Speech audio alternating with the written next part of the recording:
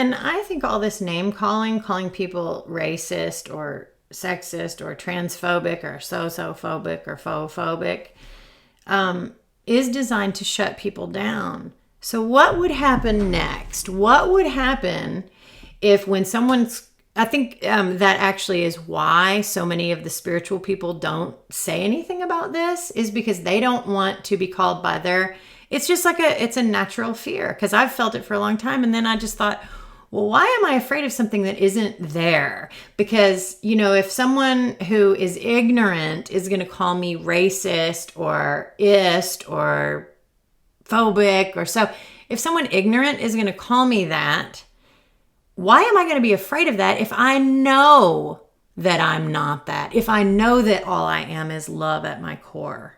And that if I do have any kind of objectionable behavior, it's because of some kind of conditioning that either I took on myself or I received from the collective, and I'm just acting it out for our benefit to grow and transcend from.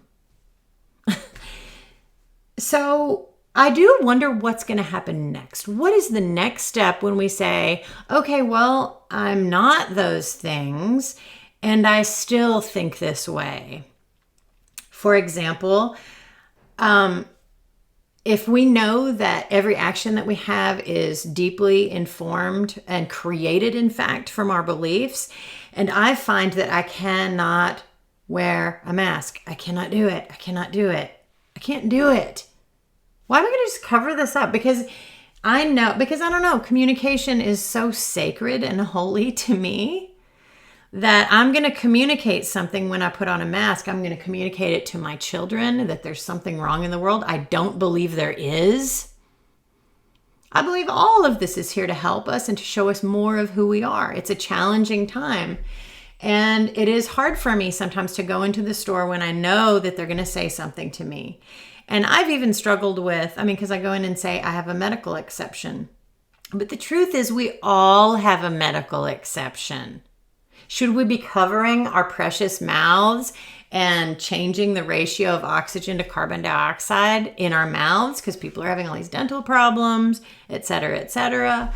I'm not going to do that. And so then to transform, like to pervert the meaning of something like that, because to me, I'm saying I'm on the gesture of not wearing a mask. To another person, it translates to, I don't care about you. But to me, the meaning that I'm conveying is, I do not believe this environment that surrounds me. I only believe what's in here. And I think that when we're on the spiritual path, that's what we're like, that's kind of the gold standard, I think. But I'm not seeing that in the world. And so I'm wondering, what are the beliefs, since I know that our beliefs inform and create our actions, then I'm just approaching it with curiosity. If I know that everyone at their own core is love, then why is this the action? Is this the action because it's up to me to have a response to it? I certainly will have a response to it. I'm going to share it in the world, and maybe that's all I can do.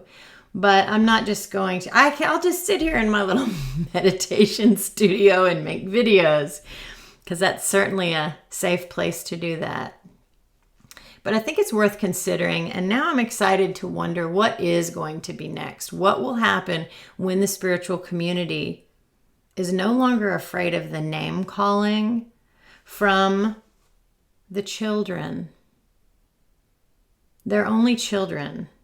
And I'm not calling them a name. I'm just saying, if they're too immature to recognize the truth of who they are, and spiritual people know who they are and are connected with their divine nature, but all that separates them from saying so is their fear, then we have to know that we're the adults.